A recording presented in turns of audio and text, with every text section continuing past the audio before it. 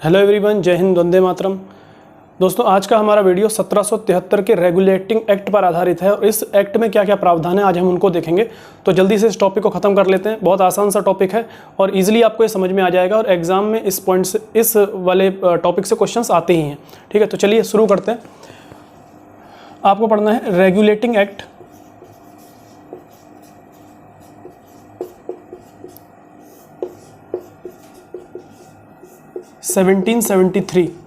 1773 का regulating act. इस act में क्या प्रावधान हुए वो आज हम जानेंगे।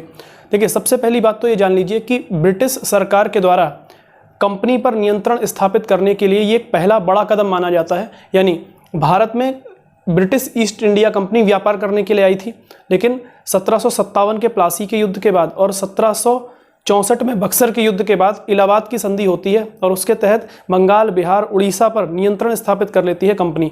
वहाँ के दीवानी अधिकारों पर नियंत्रण स्थापित करती है, राजस्व वसूलना शुरू कर देती है। ये तो हिस्ट्री का, मॉडर्न हिस्ट्री का एक पार्ट है जिसमें हम डिटेल में इसको पढ़ते हैं, लेकिन बस जानने के लिए याद रखिए कि कंपनी पर नियंत्रण कब स्थापित हो रहा है। तो 1773 के रेगुलेटिंग एक्ट से पहली बार ब्रिटिश सरकार कंपनी पर नियंत्रण स्थापित करने का काम करती है। तो इस एक्ट में क्या क्या प्रावधान किए गए, इस अधिनियम में क्या क्या प्रावधान हुए, उनको हमें जानना है। जो इंपॉर्टेंट बातें हैं वो हम जानेंगे। तो देखिए, पहली बात क्या है।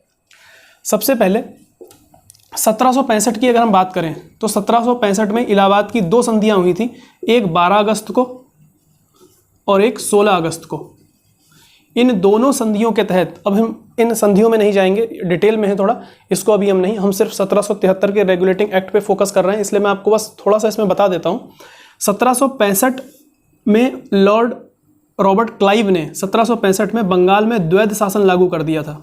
द्वैध शासन जो 1772 तक चला और 1772 में वॉरेन हेस्टिंग बंगाल के गवर्नर बनकर आते हैं और उसके बाद वो द्वैध शासन को समाप्त कर देते हैं। 1772 के बाद 1773 में ये रेगुलेटिंग एक्ट आता है। ये इसका एक बैकग्राउंड है छोटा सा।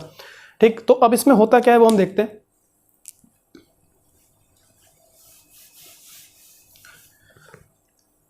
इस एक्ट में पहला प्रावधान क्या किया गया वो देखिए। जो बंगाल का गवर्नर, पद का नाम था बंगाल का गवर्नर, इस पद का नाम परिवर्तित करके बंगाल का गवर्नर जनरल कर दिया गया। तो आपसे एग्जाम में सवाल पूछा जाएगा, किस अधिनियम के द्वारा बंगाल के गवर्नर का पदनाम बदलकर बंगाल का गवर्नर जनरल कर दिया गया?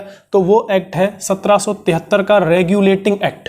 ठीक, एक बात। दूसरा, इसी वाले पॉइंट में है, बंगाल का गवर्नर जनरल पद हो गया और इस गवर्नर जनरल के पद को एक कार्यकारिणी परिषद दी गई। एक कार्यकारिणी परिषद जो इसकी सहायता करेगी। ये इसकी सहायता के लिए थी और इसमें 4 सदस्य थे। कितने सदस्य? 4 सदस्य। यानी अगर पहला पॉइंट कहा जाए रेगुलेटिंग एक्ट में तो ये है कि बंगाल के गवर्नर का पदनाम बदलकर बंगाल का गवर्नर जनरल कर दिया गया और उसकी सहायता के लिए एक 4 सदस्यीय कार्यकारिणी परिषद की व्यवस्था की गई। ये पहली बात है। दूसरी बात, इस एक्ट के माध्यम से दूसरा प्रावधान यह किया गया कि मद्रास व बंबई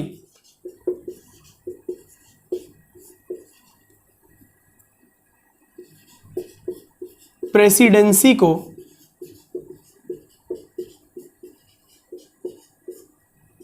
बंगाल के गवर्नर जनरल के अधीन कर दिया गया।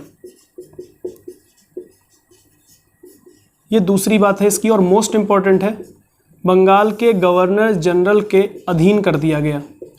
इसका मतलब ये हुआ कि मद्रास में एक गवर्नर होता था, बंगाल में भी गवर्नर होता था, बंबई में भी गवर्नर होता था। 1773 के पहले की बात है। तो 1773 में जब ये एक्ट आया तो बंगाल के गवर्नर का नाम तो हो गया बंगाल का गवर्नर जनरल। अब यहाँ पे बंगाल का गवर्नर नाम का पद नहीं रहा, लेकिन मद्रास में तो गवर्नर था और बंबई में गवर्नर था और ये सभी तीनों जगहों के गवर्नर एक दूसरे से अलग अलग कार्य करते थे, कोई एक दूसरे के नियंत्रण में नहीं था। लेकिन 1773 के रेगुलेटिंग एक्ट में गवर्नर जनरल को मद्रास और बंबई प्रेसिडेंसी प्रदान कर दी गई। यानी अब वहां पर भी निर्णय कौन ले सकता है? बंगाल का गवर्नर जनरल। ठीक है। तो मद्रास और बम्बई के गवर्नर या फिर वो प्रेसिडेंसी किसके अधीन आ गई? बंगाल के गवर्नर जनरल के अधीन आ गई। दूसरी बात आपको ये ध्यान रखनी है, ठीक है। तीसरी बात क्या है, मोस्ट इंपॉर्टेंट है तीसरा पॉइंट भी। इसी 1773 के रेगुलेटिंग एक्ट के तहत 1774 में कलकत्ता में सुप्रीम कोर्ट की स्थापना की गई। कलकत्ता में सुप्रीम कोर्ट, उच्चतम न्यायालय, ध्यान रखिएगा, उच्च न्यायालय नहीं, हाई कोर्ट नहीं, सुप्रीम कोर्ट, सुप्रीम कोर्ट की स्थापना की गई।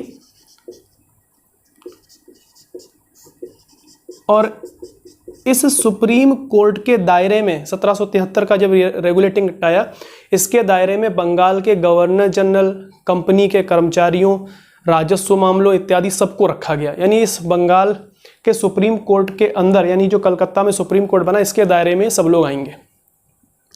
1773 में व्यवस्था है। बाद में इस व्यवस्था को 1781 के एक्ट से हटाया गया, जिसमें बंगाल के गवर्नर जनरल को, कंपनी के कर्मचारियों को अपने पद पर रहकर जो काम कर रहे हैं उसके लिए सुप्रीम कोर्ट में उनके खिलाफ कोई अपील नहीं की जा सकती। सुप्रीम कोर्ट उनकी सुनवाई का अधिकार नहीं रखता। लेकिन ये 1781 में हुआ। अभी सुप्रीम कोर्ट के दायरे में सब लोग आ रहे हैं, तो ध्यान रखिएगा, आपको बस इतना ध्यान रखना है। 1774 में कलकत्ता में सुप्रीम कोर्ट की स्थापना की गई और इस सुप्रीम कोर्ट में एक मुख्य न्यायाधीश था, एक मुख्य न्यायाधीश और 3 अन्य न्यायाधीश थे। तो आपसे अगर पूछा जाए कि कलकत्ता के सुप्रीम कोर्ट में कितने न्यायाधीश थे, तो आप कहेंगे 4, एक मुख्य न्यायाधीश और 3 अन्य न्यायाधीश।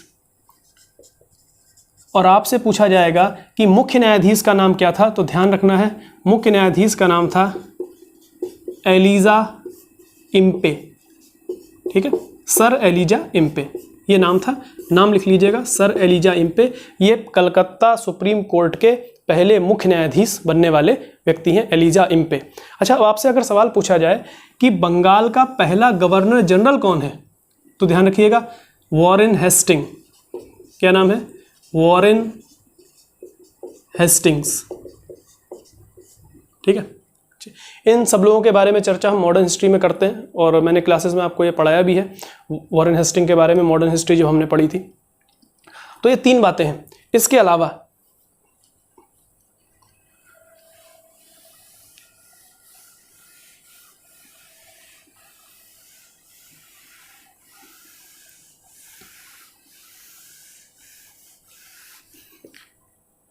अलावा चौथी बात है, इस एक्ट के तहत कंपनी के जो कर्मचारी थे, कंपनी के कर्मचारियों पर कंपनी के कर्मचारियों को निजी व्यापार करने से रोक दिया गया। यानी कंपनी के कर्मचारियों के निजी व्यापार करने पर रोक। यानी अगर कोई व्यक्ति कंपनी का कर्मचारी है, कंपनी का अधिकारी है, तो वो अपना कोई प्राइवेट बिजनेस नहीं कर सकता, वो कंपनी का ही काम करेगा। सीधी सी बात है, वो सरकारी नौकर है, इसलिए सरकार का काम करेगा, किसी भी प्राइवेट काम में इन्वॉल्व नहीं होगा। इस एक्ट के तहत ये व्यवस्था की गई, क्योंकि नहीं तो पहले कंपनी के कर्मचारी भी व्यापार कार्यों में लगे रहते थे, तो जब वो व्यापार कार्यों में लगे रहेंगे तो कंपनी का सरकारी काम कैसे करेंगे? तो इस चीज़ को आपको याद रखना पड़ेगा।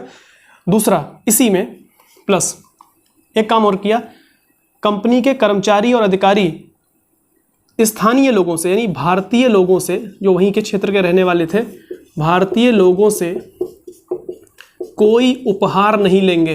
अब यहाँ पर उपहार का मतलब आप समझ गए होंगे, रिश्वत से है, रिश्वत इत्यादि वगैरह कुछ भी नहीं लेंगे, कोई उपहार नहीं लेंगे, ठीक। और सबसे मुख्य बात यह है कि कोर्ट ऑफ डायरेक्टर्स का गठन किया गया। कोर्ट ऑफ डायरेक्टर्स यानी निदेशक मंडल, कोर्ट ऑफ डायरेक्टर्स का गठन हुआ, जिसके तहत कोर्ट ऑफ डायरेक्टर्स ने या के द्वारा कंपनी पर प्रभावी नियंत्रण स्थापित कर दिया गया। प्रभावी नियंत्रण। अब ये कोर्ट ऑफ डायरेक्टर्स करता क्या था, वो ध्यान से सुन लीजिए बस। देखिए, ब्रिटिश सरकार कंपनी पर नियंत्रण चाहती थी, उसके लिए 1773 का रेगुलेटिंग एक्ट लाई थी। अब सरकार तो बैठी है लंदन में, इंग्लैंड की राजधानी लंदन में, तो नियंत्रण स्थापित करने के लिए कोर्ट ऑफ डायरेक्टर्स की स्थापना की गई। इसको ही निदेशक मंडल कहते हैं, कोर्ट ऑफ डायरेक्टर्स की स्थापना। और कंपनी जो भी काम करती थी वो सारी जानकारी किसको दी जाती थी? कोर्ट ऑफ डायरेक्टर्स को। और ये कोर्ट ऑफ डायरेक्टर्स जानकारी किसको देता था? ब्रिटेन की सरकार को। ठीक है, तो ये कुछ इंपॉर्टेंट पॉइंट हैं जो 1773 के रेगुलेटिंग एक्ट में आपसे पूछे जा सकते हैं। उम्मीद है आपको ये अच्छे से समझ में आ गए होंगे, और नहीं भी समझ में आए तो एक बार आप वीडियो को देखिएगा, धीरे धीरे आपको ये पॉइंट समझ में आ जाएंगे। और ये पॉइंट एग्जाम के लिए बहुत ज़्यादा इंपॉर्टेंट है। और अगले वीडियो में हम दूसरा एक्ट लेकर आएंगे इसके बाद का, जो 1781 का एक्ट है, जिसमें इसमें जो कमियां रह गई थी उनमें कुछ सुधार किया गया था, और इसकी मैंने चर्चा भी अभी की थी कि इसमें क्या क्या किया गया। ठीक है, चलिए, थैंक यू वेरी मच।